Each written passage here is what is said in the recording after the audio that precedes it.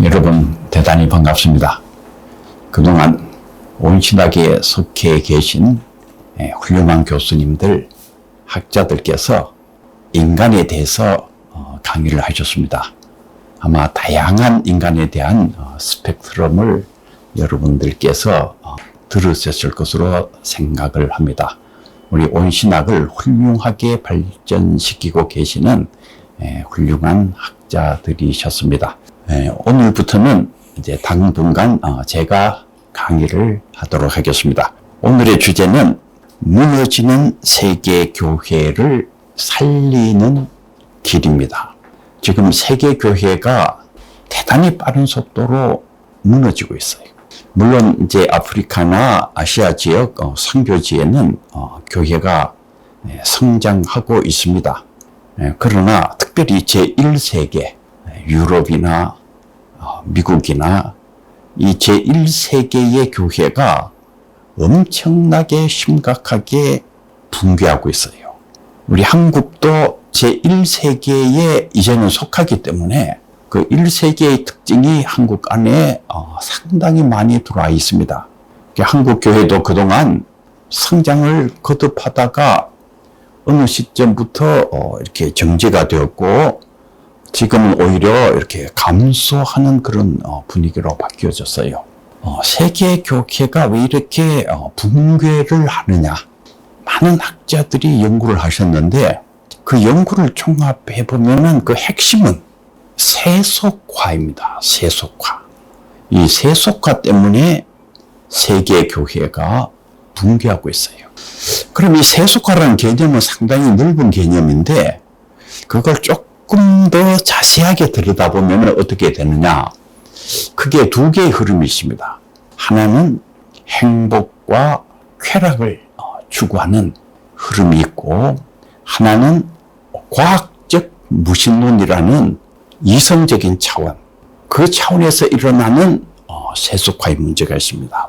쾌락과 이 즐거움을, 행복을 추구하는 이 흐름은 영국이나 유럽이나 미국이나 캐나다나 호주나 어디에 갔든지 이 현상을 발견할 수가 있어요. 사람들은 행복과 쾌락을 추구합니다. 왜 교회를 떠나느냐 하면은 교회에 가게 되면은 뭔가 이렇게 억압을 당하는 것 같은 뭔가 그런 방향으로 가면은 안 되는 것 같은 그런 분위기가 교회 안에 강하게 있기 때문에 이분들이 교회를 떠나고 싶어 하는 거예요. 교회를 떠나서 자유를 얻고 싶은 것입니다. 그래서 그 속에서 행복과 쾌락을 자기가 원하는 방식으로 즐기고 싶은 이 흐름이 특별히 제1세계에 강하게 영향을 미치면서 수많은 사람들이 교회에서부터 이탈해 나가는 현상이 나타났고 심화되고 있습니다. 그러면 이 세속화의 흐름을 어떻게 극복할 수가 있겠느냐? 이게 굉장히 중요하지요. 가장 중요한 것은 교회가 기쁨의 복음, 기쁨의 신학을 발전시키는 것입니다. 원래 복음이 기쁨이에요. 기쁜 소식이잖아요. 어마어마하게 기쁜 소식이 이게 복음입니다. 그리고 그 기쁜 소식을 신학적 내용으로 하고 있는 신학이 기쁨의 신학이에요. 그러니까 세상에서보다도 교회에 오면은 더 감격스럽고 더 기쁘고 더 행복해지면은 사람들이 세상으로 나가지 아니하고 교회에 있는 것입니다. 주님 안에 있으면은 그리스도 안에 있으면은 더 행복하고 기쁘다. 그러면은 세상으로 안 나갑니다. 그리스도 안에 있으려고 하지요. 세상의 행복과 쾌락은 오래 가지 않습니다.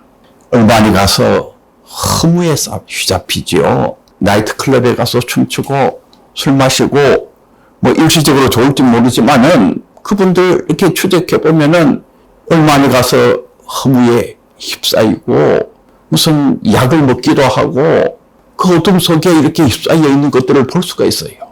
세상 행복을 찾아서 세상으로 뛰어나가지만은 세상이 정말 행복을 줍니까? 세상이 엄청나게 무섭습니다.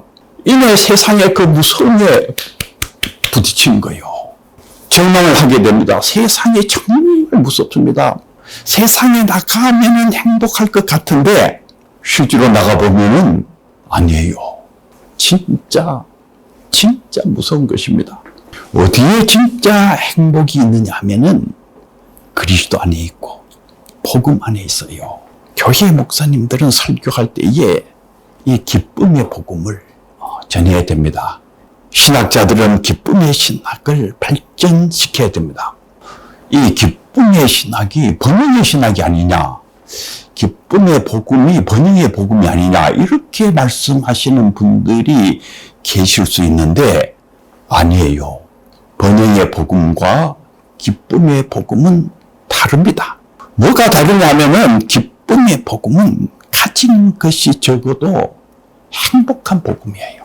이 기쁨의 복음은 사망의 음침한 골짜기에서도 해받음을 두려워하지 않는 복음입니다.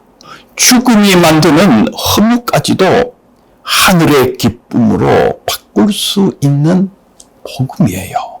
이 세속화의 첫 번째 이 중요한 영역, 세상의 행복과 쾌락을 추구해 나가는 이 흐름을 진짜 극복할 수 있는 길은 복음 속에 있어요.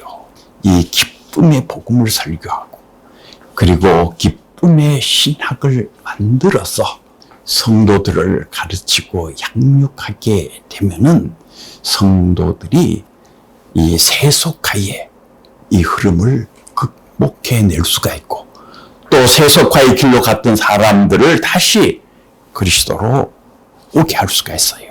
두 번째 세속화의 중요한 그 흐름이라고 볼 수가 있는 과학적 무신론.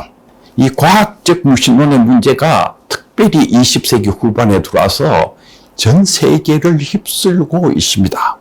1986년에 그 유명한 생물학자, 무신론자 리차드 도킨스의 책 눈먼 시계공이 출간됐어요. 300만 부 이상이 팔렸지요. 2해가 지나서 또 그 유명한 물리학자 호킹의 책인 시간의 역사, 이 책은 1000만 부 이상 팔려나갔습니다. 그래서 이 영국을 완전히 무신론으로 그냥 뒤덮어버린, 그러니까 영국의 기독교 신앙을 초토화시킨 바로 그 흐름에 그 첫머리에 있는 책들입니다. 그리고 그 뒤에 계속해가지고 이분들이 책을 저술하고 강연도 하시고 엄청난 영향을 미쳤지요. 그리고 여기에서 수많은 과학적 무신론자들이 전 세계에 등장하면서 영국이 초토화되고 유럽이 초토화되고 오늘날 세계 기독교의 요람이라고 할 수 있는 기독교 국가 미국까지도 지금 엄청나게 초토화되고 있습니다. 젊은 세대로 가면은 지성인들의 세계로 가면은 기독교인의 숫자가 현격하게 줄어들었어요. 어떻게 해야 되느냐? 이를 극복하는 길을 찾아야 됩니다. 제가 올 연초부터 과학시대의 창조론 책을 출판하면서 여기에 관련되는 많은 강의들을 여러분들에게 했는데 강의들을 하게 된 핵심적인 이유가 바로 이 문제들을 극복하기 위한 길을 알려드리기 위해서 특별히 제가 이 과학 문제를 깊이 연구하면서 발견해낸 대단히 중요한 것이 무엇이냐 하면은 진짜 과학을 연구하게 되면 하나님의 창조의 놀라운 것들을 언급할 수가 있다. 이 과학이 첨단으로 가면서 옛날과 분위기가 달라졌어요. 우리는 과학이 무신론으로 갈 것으로 예상하고 있지만은 아니에요. 진짜 과학을 깊이 연구해 보면 첨단의 과학으로 들어가게 되면은 무신론이 아니라 하나님 계심을 상당 부분까지 알게 되는 제가 그 여러 가지 과학적인 디스커버리를 그동안 말씀을 드렸습니다. 대표적인 것으로 이 우주가 대단히 정밀하게 조율되어 있다.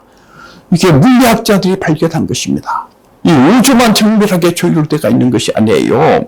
이 생명체도 엄청나게 정밀하게 조율되어 있는데 가장 간단한 단백질 하나에도 10에 790억 승의 정보가 들어있다. 미국의 유명한 나노과학자 제임스 스튜어트께서 말씀하신 것이지요. 이 어마어마한 정보의 문제, 이것이 우연에 의해서 절대로 만들어질 수가 없다. 이 정보는 정보의 근원인 인격체이신 하나님으로부터 왔을 것이다. 캄브리아기의 생명체 때 폭발, 정말 어마어마한 생명체가 갑자기 나타나는데 이 눈이 갑자기 등장하는 것입니다. 여러분, 이 눈이 어떻게 갑자기 등장을 합니까? 이게 진화론적인 구조로 절대로 설명할 수 없는 엄청난 발견들, 이 과학적 무신론을 극복하는 길은 1차적으로는 과학 안에 들어있는 하나님의 창조의 지혜, 손길들을 밝혀내는 것이죠. 그런데 또 하나의 중요한 것은 그것들을 담을 수 있는 신학적인 틀을 잘 만들어서 설명하는 것입니다. 이 신학적 틀이 잘못되면은 이 세상의 이 토론 현장에서 완전히 박살이 나는 이 잘못된 신학적인 틀이 근본주의자들이 만들어 놓은 틀입니다. 이 우주의 역사가 6,000년에서 10,000년 정도가 된다. 이 성경을 근본주의적으로 해석해서 근본주의적인 틀로 이 과학을 설명하려고 하다가 지금 이 과학이 사이비가 되는 문제점을 만들어냈어요.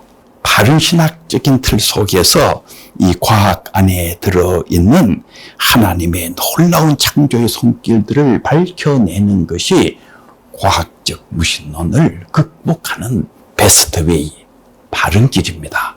그동안 제가 여러분들에게 강의를 했는데 마지막으로 결론적인 것 몇 가지를 다음 시간부터 조금 여러분들에게 더 말씀드리도록 하겠습니다. 오늘 강의는 여기까지 하도록 하겠습니다. 대단히 감사합니다.